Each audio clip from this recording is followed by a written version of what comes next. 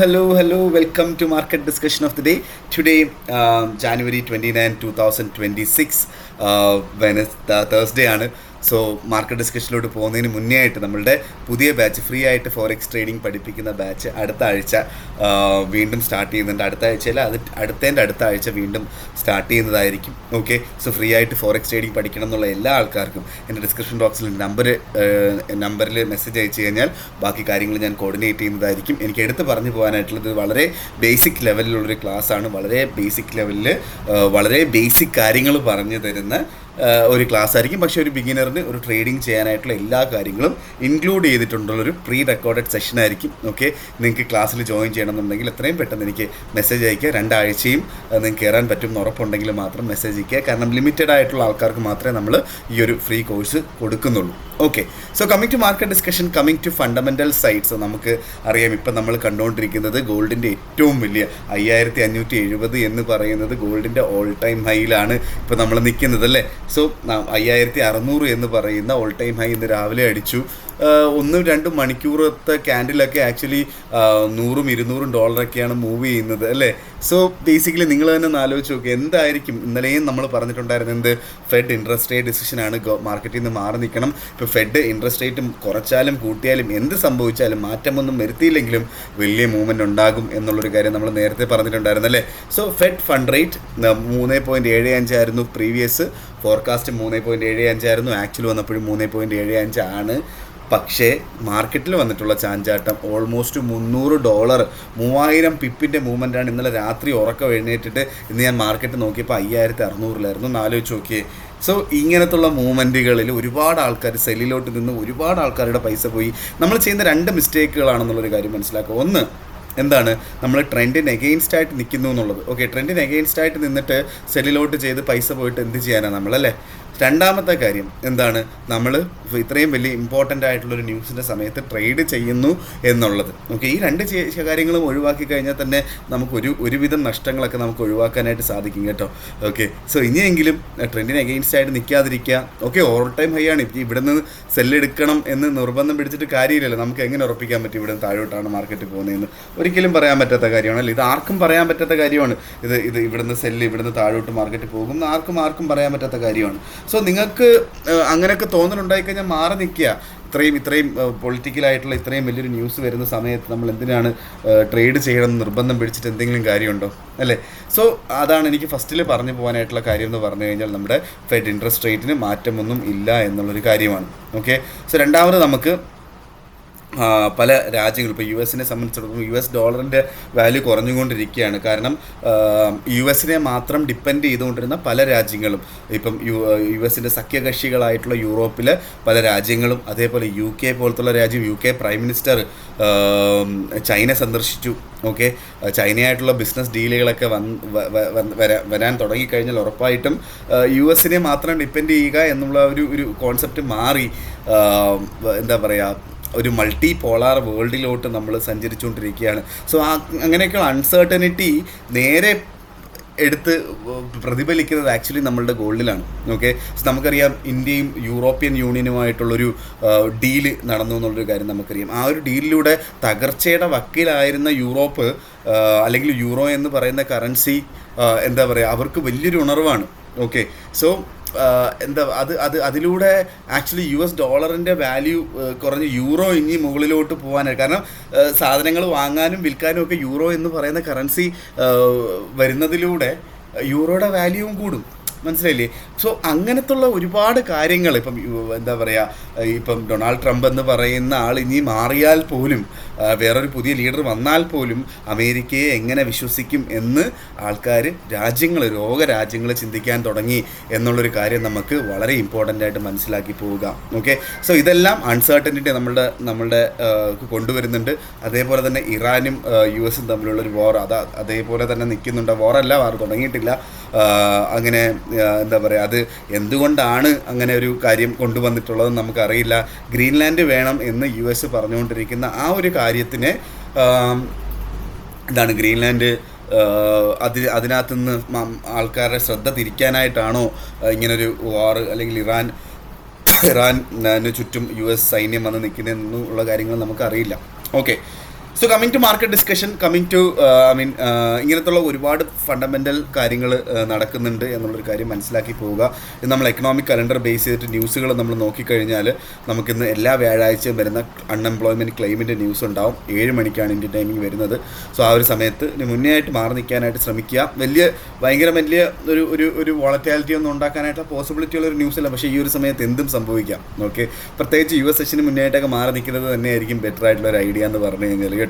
Okay, നമുക്ക് നേരെ technical സൈഡിലോട്ട് പോകാം. അധികം ഫണ്ടമെൻ്റൽ സൈഡിലോട്ട് പോയി ഞാൻ കൺഫ്യൂസ് ചെയ്യിപ്പിക്കുന്നില്ല. ഫസ്റ്റ് ഓഫ് ഓൾ നമുക്ക് USD JPY ഇന്ന് എനിക്ക് ഒരൊറ്റ കാര്യത്തിനകത്ത് മാത്രമേ എനിക്ക് ഉറപ്പായിട്ടും ഓപ്പർച്യൂണിറ്റി ഉണ്ടെന്ന് പറയാനായിട്ടുള്ളൂ. അത് USD JPY ആണ്.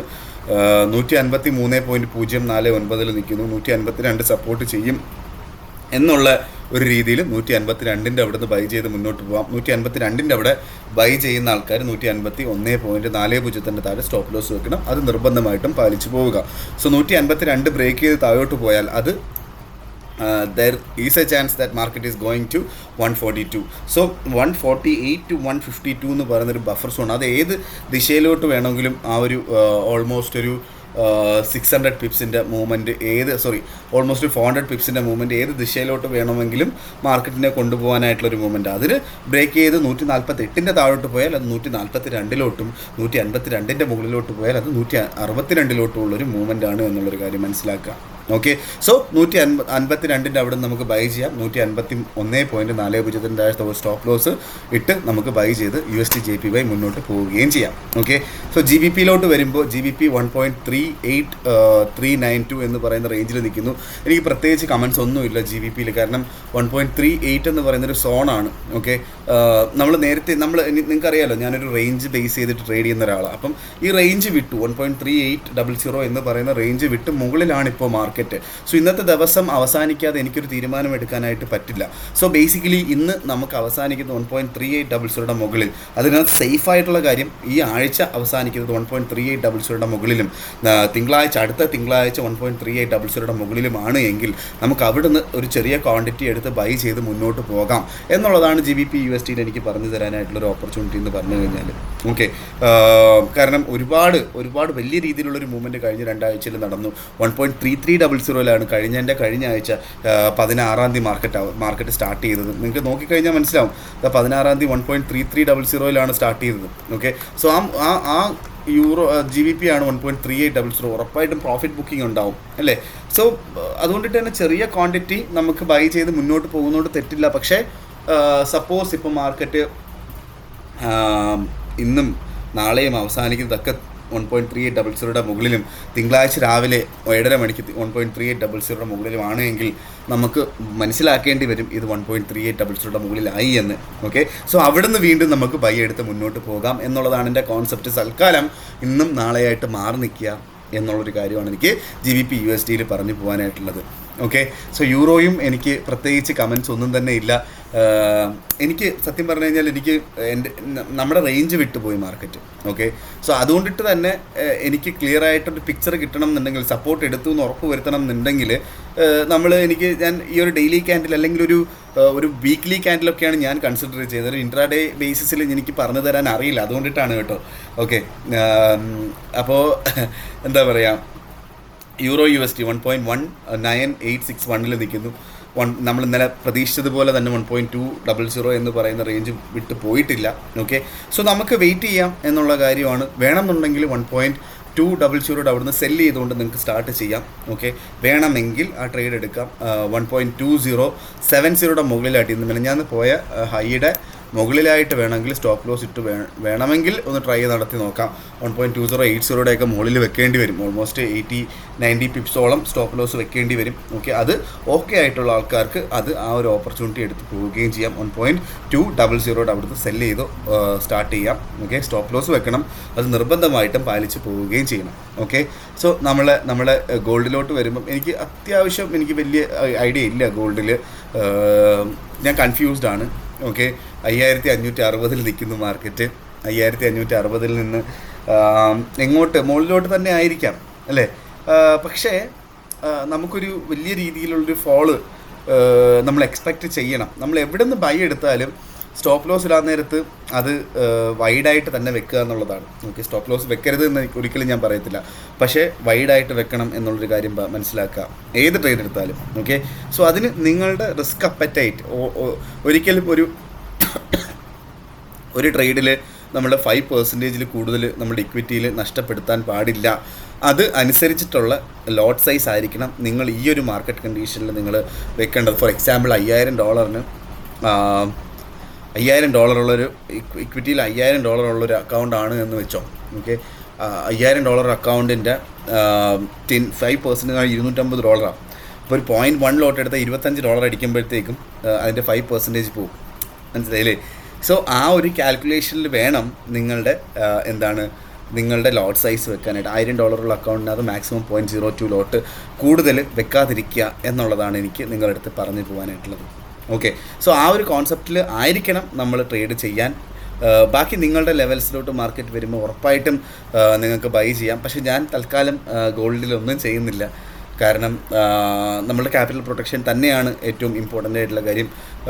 വെറുതെ സ്റ്റോപ്പ് ലോസ് അടിച്ച് കളയുന്ന ഒരു സാഹചര്യമാണ് ഇപ്പോൾ മാർക്കറ്റിൽ കണ്ടുകൊണ്ടിരിക്കുന്നത്. ഇല്ലെങ്കിൽ ഒരു രാവിലെ ഒരു 11:30 മണി തൊട്ട് ഓൾമോസ്റ്റ് വൈകുന്നേരം ഒരു 5-6:30 നിങ്ങൾക്ക് ട്രേഡ് അവസാനിപ്പിക്കാൻ പറ്റുമെങ്കിൽ എനിക്ക് എൻ്റെ ലെവൽസിൽ ആ ഒരു സമയത്ത് വന്നാൽ ഞാൻ മാർക്കറ്റിൽ നിന്ന് ട്രേഡ് എടുക്കും. എന്നല്ലാതെ ബാക്കിയുള്ള സമയത്തൊന്നും ട്രേഡ് ചെയ്യാതിരിക്കുക എന്നുള്ളത് തന്നെയാണ് ഞാൻ വിചാരിക്കുന്നത്. ചെറിയ മൂവ്മെൻ്റ് എടുത്ത് മാറുക, ഈ ഒരു കോൺസെപ്റ്റിലാണ് ഞാനിപ്പോൾ തൽക്കാലം ഉള്ളത് എന്നുള്ളതാണ് എനിക്ക് പറഞ്ഞു പോകാനായിട്ടുള്ളത്. ഓക്കെ, സോ ബേസിക്കലി ഉറപ്പായിട്ടും നമുക്ക് GBP USD അതേപോലെ USD JPY പോലത്തുള്ള കറൻസീസിൽ നമുക്കൊരു ലോങ്ങർ ടേമിലോട്ടുള്ളൊരു ബൈ എൻട്രിയും ഒക്കെ കിട്ടാനായിട്ടുള്ള പോസിബിലിറ്റി വളരെ കൂടുതലായതുകൊണ്ടിട്ട് തന്നെ നമ്മളുടെ ബ്രോക്കർ സ്റ്റാർ ട്രേഡർ എന്ന് പറയുന്നൊരു ബ്രോക്കർ, എല്ലാ റെഗുലേഷൻസും ഉള്ള ബ്രോക്കർ ആണ് ഞാൻ യൂസ് ചെയ്യുന്നത്. അവരുടെ ബോണസ് പ്രോഗ്രാം നടക്കുന്നുണ്ട്. ആദ്യത്തെ $500 50% ബോണസും ടോട്ടൽ എത്രയാണോ ഡെപ്പോസിറ്റ് ചെയ്യുന്നത് അതിൻ്റെ 20% ബോണസുമാണ് കമ്പനി തരുന്നത്. ഫോർ എക്സാമ്പിൾ $1000 ഇടുന്ന ഒരാൾക്ക് $1500 ട്രേഡ് ചെയ്യാൻ പറ്റും.